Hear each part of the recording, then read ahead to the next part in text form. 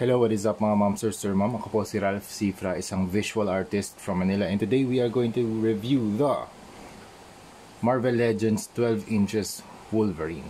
Thank you very much, client, for giving the opportunity na makapag-customize ulit ng ganitong klaseng action figure. Actually, we customized this a few years ago na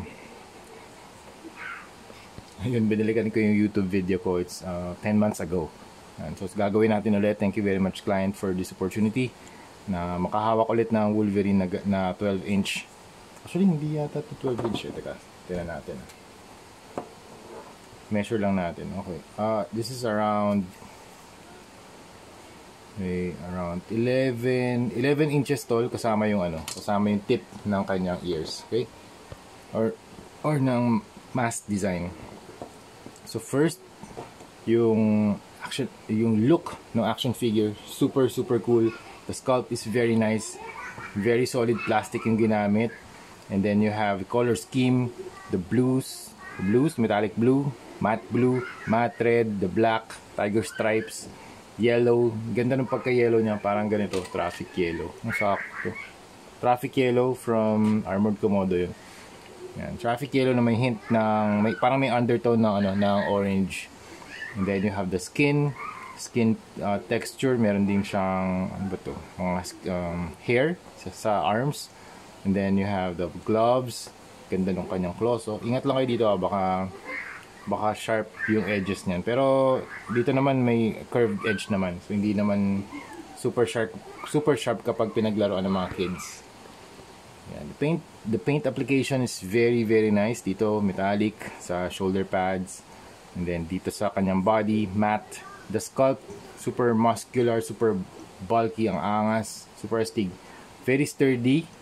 Yan, shake test. Okay naman yung joints, super nice. Mamaya tayo, articulate din natin.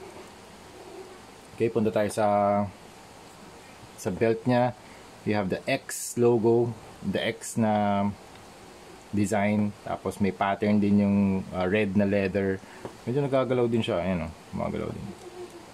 Separate piece pala siya. Then you have the waist section, you have the legs, yellow legs, very muscular, and then you have the boots. Yung boots parang mask niya rin, meron din yung pointed na area or section na black, and then you have the blue section right here na may pattern din, may texture, parang leather.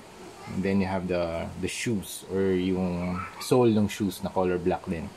Okay, yung kanyang face sculpt naman very nice, very cool, very detailed. Yung kanyang expression parang medyo siya dito, medyo sad siya. Medyo sad yung face niya or yung expression, pero maangas pa rin, parang galit pa rin siya dahil dito sa mga marks na to, yung parang marks dun sa eye, or yung design ng eyes kasi is white. Yan. Tapos yung parang yung mask design niya parang nagpo-follow dun sa eyebrows niya, parang naka-incline or naka-diagonal. So very nice expression. It really helps the face express the look of this character. Super cool. Okay, ito naman metallic blue na battle damage na mga shoulder armor. Super cool. You have the 3 bullet holes, tapos dagdagan pa natin to ng konting battle damage areas using soldering iron. Tapos you have the battle damage head sculpt.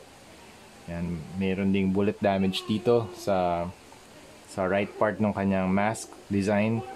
Tapos meron ding mga hair na lumalabas from the mask or from the head accessory. Nice. Tapos yung teeth niya, ayan, may mga pangil din siya, incisors, ayan.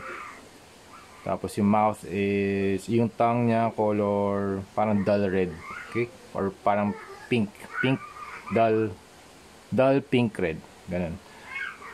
Tapos you have the skin tone, then a battle damage nga na head armor design. And then you have the hands, yung fisted hands niya. Ito yung naka-retract na yung claws. Yan, fisted hands. Tapos ito naman yung nakalabas na yung claws. Super nice yung claws. Ingat lang kayo dito. Siguro mga 1 inch to. 1 inch. Or 2 inches pala. 2 inches yung claws niya. Okay. Tapos you have the unmasked head sculpt. Super, super nice head sculpt. You have the angry eyebrows, angry expression. Pero nakasmirk siya dito sa may part ng mouth. You have the hair, facial hair up to the, parang closer to the chin. Dito sa side ng face niya, fully covered with facial hair. And then you have the hair here sa top na parang mas wavy. Tapos meron ka naka-extend na part ng hair dito sa may side. Okay? Tapos naka-brush up din yung design niya. Okay. Okay, sa articulation, head, side to side, up. Uy, tanggal. Teka. Head that far. Okay. Tapos yung kanya, yung look down. Ang ganda. Nice. Tapos yung shoulder armor. Ito, ano to eh. May pegs naman to, so natatanggal siya. Interchangeable, so you can move up and down. Tapos arms can move up, move closer. Meron ditong butterfly na joints. So you can add a range. Merong tawag dun, mas mataas yung range of motion niya. Then bicep swivel, elbow articulation, double jointed, ball joint yung kamay. Tapos you have the rotation din dito, articulation din dito sa hands. Nice. So you can twist the claw up and down. Okay, you can articulate it. Ingat lang sa articulation. Okay. Tapos sa kanyang abs or stomach, ab crunch, that far stretch. Okay. Tapos meron dito sa waist area. So you can, yan. Tapos sa legs naman, up, kick. Ooh, nice. 90 degrees. Tapos yung legs niya, teka lang, dahan-dahan lang natin. Okay? Kung medyo mahirap yung joints na igalaw, pwede kung nahihirapan kayo i-articulate yung mga joints, pwede nyo painitin using hair blower. Okay? Meron ding thigh cut. Yung bend ng knees, double jointed din. So medyo malaki yung kanyang range of motion, more than 90 degrees. And then meron din twist sa kanyang boots. Tapos yung kanyang paa. Okay? Uy, nice. Meron din movement side to side, then toe articulation. Okay? So far, parang sobrang angas nito mga moms. Bagay na bagay sa mga Wolverine collectors. Lalo na kapag nanonood na tayo ng X-Men 97 na show. So yan. Hopefully, actually lalabas ko rin yung stock ko dun sa storage ng Wolverine na 12-inch para habang pinapanood natin yung X-Men 97, naka-display siya. Okay? Tsaka yung mga iba pang X-Men characters. So yun, mga moms, ipe-prepare na natin siya for customization. Thank you for watching and see you sa next video. Bye-bye!